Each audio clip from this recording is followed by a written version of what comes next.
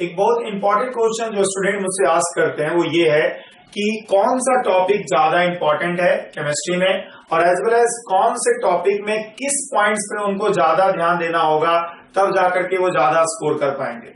तो मैं आपको बारी बारी से सारे टॉपिक्स को बताता हूं कि उसमें कौन कौन सा पॉइंट्स है जो आपके लिए ज्यादा इंपॉर्टेंट है, जिसपे कि आपको ज्यादा ध्यान देना है। तो मैं एक्चुअल में शुरू करता हूं फिजिकल केमिस्ट्री से, और फिजिकल केमिस्ट्री में जो इंपॉर्टेंट पॉइंट्स है वो मैं आपको डिस्कस करने जा रहा हूं। देखिए, फिजिकल केमिस्ट्री के टॉपिक को वैसे तो आप बहुत लोग को देखेंगे ये क्लासिफाई करते हुए कि फिजिकल केमिस्ट्री में thermodynamics, equilibrium, electrochemistry, solution, kinetics ये इंपॉर्टेंट टॉपिक है, कुछ हद तक सॉलिड स्टेट। लेकिन मैं ये कहूंगा कि ये सब टॉपिक इंपॉर्टेंट है, लेकिन क्वेश्चंस कभी कभी ऐसे जगह से भी पूछा जा सकता है जो कि आपने टच नहीं किया है या नहीं पढ़ा है। तो मैं आपको बारी बारी से सारे टॉपिक में हर पॉइंट्स को बारे में बताता हूं कि कौन ज्यादा इंपॉर्टेंट पॉइंट्स है, इस पे ज्यादा ध्यान देना चाहिए।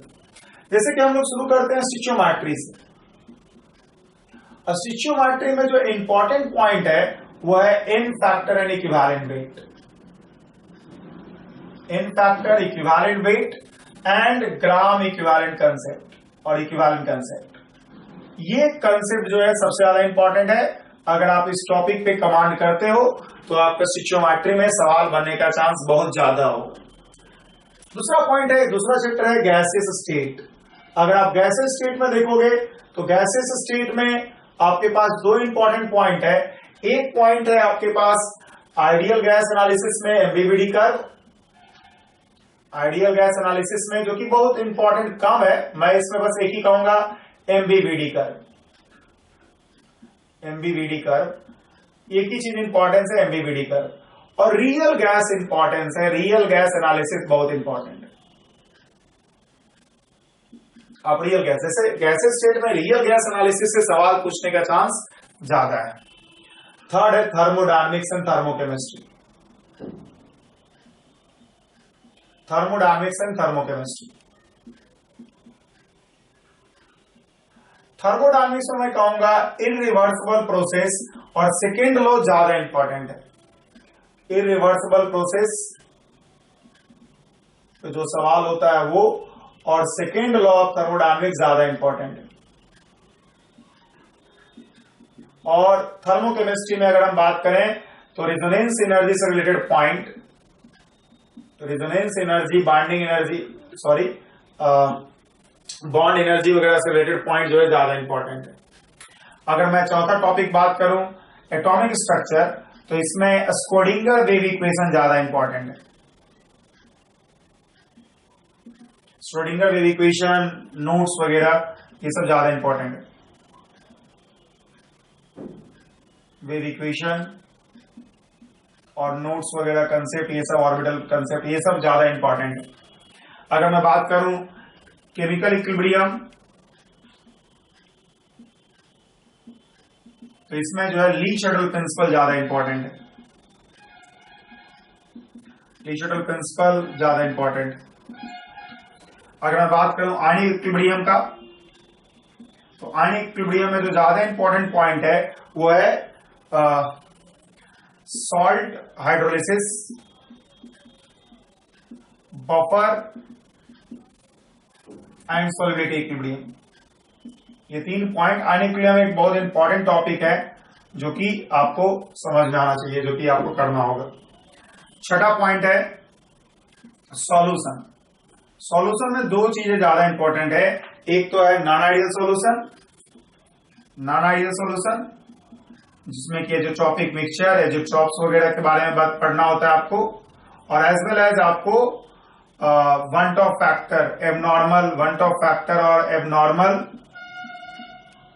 कोलिगेटिव प्रॉपर्टी ज्यादा इंपॉर्टेंट है। अगला मैं बोलूंगा सातवां point chemical kinetics. Chemical kinetics में कोलिजन मॉडल और integrated rate law, first order और integrated rate law, first order integrated rate law और कोलिजन मॉडल, ये दोनों ज्यादा इंपॉर्टेंट है। आरएनएस इक्वेशन, कोलिजन मॉडल ज्यादा इंपॉर्टेंट है। नेक्स्ट पॉइंट अगर मैं कहूं सॉलिड स्टेट, तो सॉलिड स्टेट में एक्चुअल में type of void, tetrahedral, octahedral void density, voids, primitive cubic unit cell, body center cubic unit cell, SCP unit cell, FCC unit cell, ये सब, और डेंसिटी वगैरह ज्यादा इंपॉर्टेंट है। 9th मैं कहूं अगर इलेक्ट्रोकेमिस्ट्री, इलेक्ट्रोकेमिस्ट्री में गैल्वेनिक सेल प्रोसेस बहुत ज्यादा इंपॉर्टेंट है। हालांकि आप देखोगे अभी सवाल जो है सभी से पूछा जा रहा है, रेसिस्टेंस कंडक्टेंस से भी बहुत ज्यादा पूछा जा रहा है। तो गैल्वेनिक सेल इंपॉर्टेंट है और रेसिस्टेंस कंडक्टेंस अभी के समय में बहुत ज्यादा इंपॉर्टेंट हो गया है। ठीक है। और 10th जो मैं अगर लास्ट टॉपिक सरफेस केमिस्ट्री में बात करूं तो इसमें सरफेस केमिस्ट्री में प्रॉपर्टीज ऑफ, एक तो एड्जॉर्प्शन आइसोथर्म इंपॉर्टेंट है, एड्जॉर्प्शन में बात करूं तो, और दूसरा है properties of colloidal solution important है। Properties of colloidal solution important है बहुत ज्यादा, तो इसलिए इन सभी चीजों को आपको ज्यादा फोकस करना है, ज्यादा दिमाग लगाना है। बेसिकली पॉइंट ये कि मैंने भले ही हर टॉपिक में आपको कुछ पॉइंट्स बता दिया जिससे कि क्वेश्चन पूछने का चांस ज्यादा होता है। हालांकि इसका मतलब ये बिल्कुल नहीं है कि आप अदर टॉपिक को बिल्कुल इग्नोर करोगे। आप इस बात को दिमाग में रखोगे कि अगर आपके पास समय कम है रिवीजन करने का, अगर आपके पास क्विक रिवीजन करना है, तो इन सभी टॉपिक को रिवाइज कर लोगे, आपका प्रॉब्लम बनने का चांस फिजिकल केमिस्ट्री में सबसे ज्यादा हो जाएगा।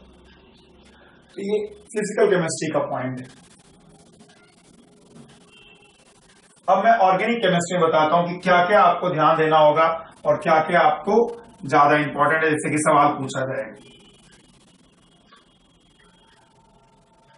देखिए, ऑर्गेनिक केमिस्ट्री में नोमेनक्लेचर का कोई इंपॉर्टेंस नहीं है, शायद ही सवाल उससे पूछा जाए। नोमेनक्लेचर का सिर्फ इतना ही यूज है कि उसकी मदद से आपको आगे स्टडी करने में हेल्प मिलता है। तो हम जीओसी से शुरू करते हैं। जीओसी कंप्लीट इंपॉर्टेंट है, कोई ऐसा पार्ट है ही नहीं जीओसी का जिसको कि आप इग्नोर कर सकते हो और आप छोड़ सकते हो। दूसरा, इस तरह से reaction mechanism, reaction mechanism complete important है। कुछ भी सवाल पूछ सकते। थर्ड वन, अगर हम आइसोमरिज्म की बात करें तो इसमें आपको ऑप्टिकल आइसोमरिज्म ज्यादा इंपॉर्टेंट है।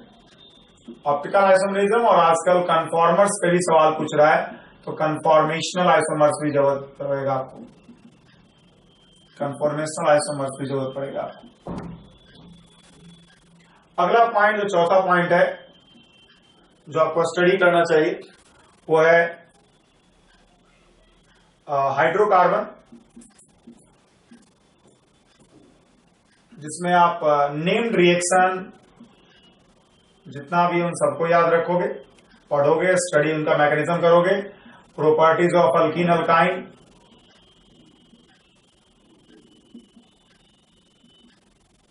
प्रॉपर्टीज ऑफ अल्कीन अल्काइन आप स्टडी करोगे, ये सब। पांचवा पॉइंट जो आपको इंपॉर्टेंट है वो है अल्डिहाइड कीटोन, बहुत ज्यादा इंपॉर्टेंट है।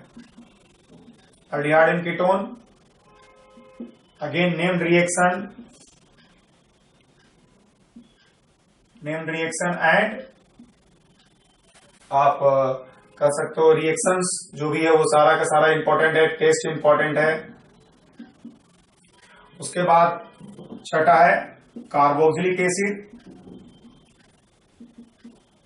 इसे भी नेम्ड रिएक्शन इंपॉर्टेंट है, टेस्ट वगैरह इंपॉर्टेंट है। सातवां है बायोमोलिकुल्स, बायोमोलिकुल्स में कार्बोहाइड्रेट्स और एमिनो एसिड ज्यादा इंपॉर्टेंट है।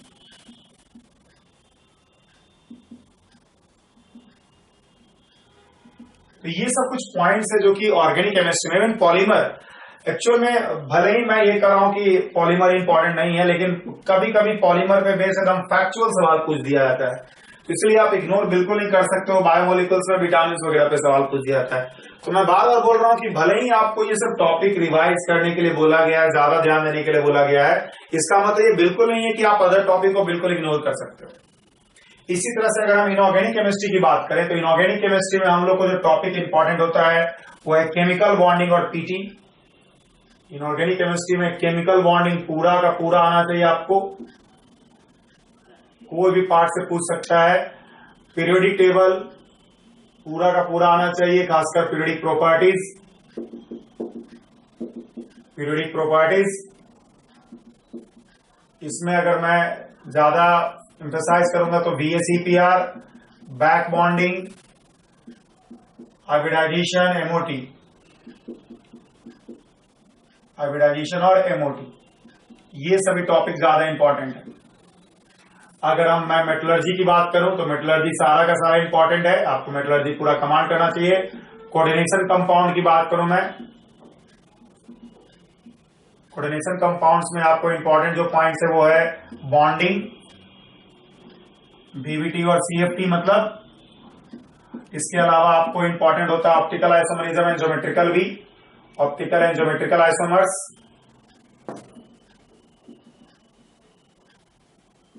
और metal carbonyl. Metal carbonyl bond भी बहुत ज्यादा इंपॉर्टेंट है, इससे बहुत ज्यादा सवाल पूछा जाता है।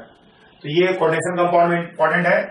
मेटल एंड नॉन मेटल में आपको क्विक रिवीजन करना होगा,